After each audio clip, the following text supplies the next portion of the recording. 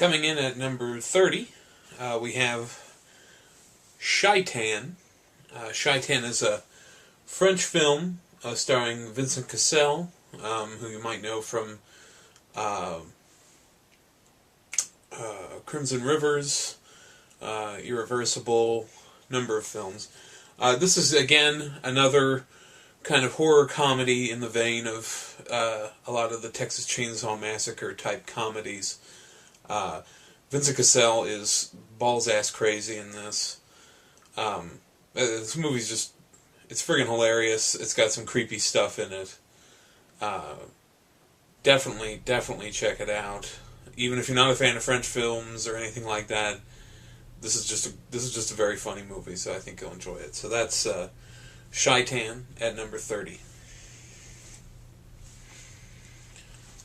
Number 29 is Night Watch.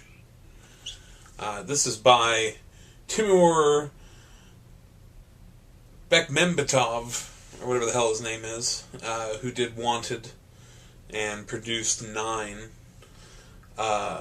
This is kind of like a supernatural action movie almost, with vampires and were-creatures and witchcraft and all that stuff. It's got some really cool visuals. Particularly the way it does the subtitles on here, they're actually they're not just regular subtitles, they have a style to them. They're kind of stylized, so that's pretty cool. Yeah, I don't know, Russians don't do a lot of horror films, so I felt they belonged on the list. So Night Watch, it's good fun, check it out, I think you'll enjoy it. Night Watch at 29. Coming in at number 28. Some of you may disagree with this one. The Ring, the remake by Gore Verbinski. I like the original Ring a great deal. The experience I had seeing this in the theater was very memorable, though. It's easily the most... it's easily the theater-going experience I had the most where people were just totally freaked out, myself included at times. But Naomi Watts is very good in this. Brian Cox is in this. I love Brian Cox; he's great. And it's one of the better remakes out there, and it's really the first one of the, before all this J-horror crap got really, really boring. So, The Ring at 28. Coming in at 27, I originally had as 27 Ju-on 2, which I consider to be superior to the first Ju-on, which I mentioned earlier. Unfortunately, it turns out I don't own Ju-on 2, and I thought I did. So, instead of Ju-on 2 at 27, we have Hard Candy. A very different film, obviously, but equally effective in its own way. This is more of a thriller, but features Ellen Page in an early role. Brilliant role, probably her best yet. Very well directed, very well acted, very creepy. When I saw this at a theater, I don't think I've ever been more afraid of the people I've been in the audience with. Because whether or not you think the main character of this movie molests children, the people in this theater wanted his blood, and it was a little disconcerting, actually. So definitely a film that sparks some discussion. So that's Hard Candy at 27. At number 26, Frank Darabont's The Mist. Fantastic monster horror flick. You've got to pick up the 2-disc DVD or the Blu-ray just for the black and white version. It's kind of a standard story. We've all seen it before. Group of people under siege in a closed space begin to tear into each other. Easily has the darkest ending of any movie in mainstream cinema for a long time. You owe it to yourself to see The Mist. I know a lot of people are down on the CG in this, and there is a little bit of bad CG in this, but there's a little bit of bad CG in every movie nowadays, so that's The Mist at 26. At number 25, Ginger Snaps, the werewolf movie that made werewolf movies interesting again. I think I'm not alone when I say that there are a lot of bad werewolf movies out there. And this particular one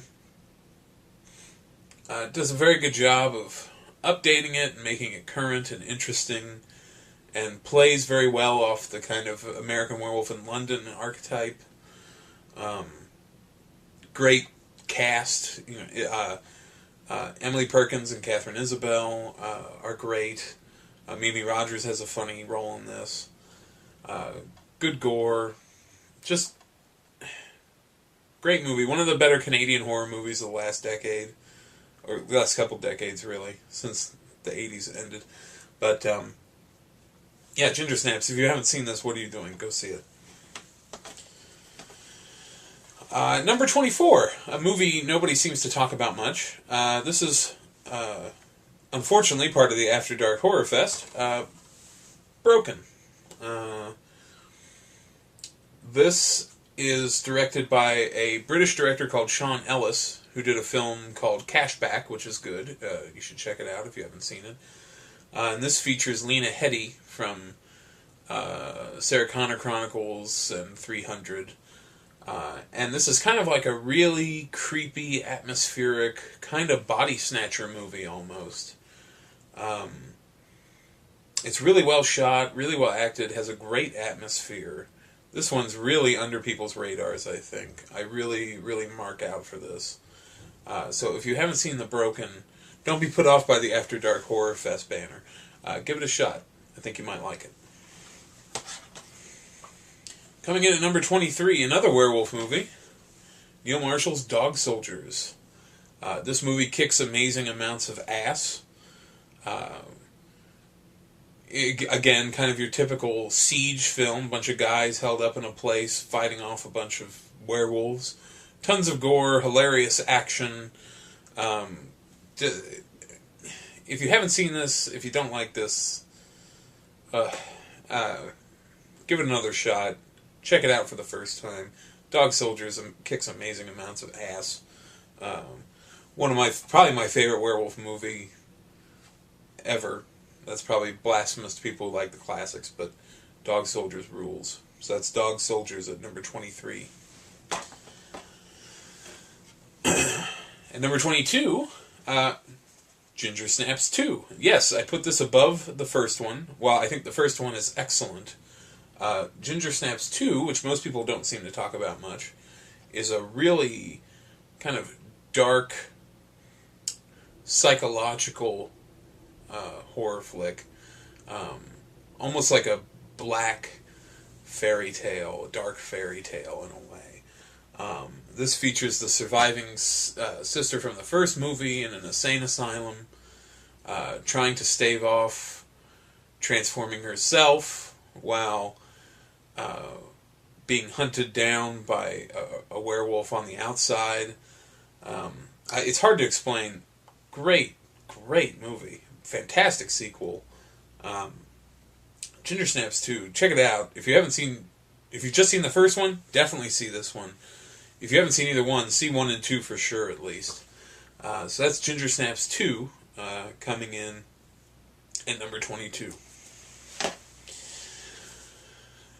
Now, number 21 is a little bit of a cheat. I don't own it because it's not out yet, but I do have it on pre-order, so we'll call that alright. Number 21, and I'll go flash up the picture here, is Zombieland.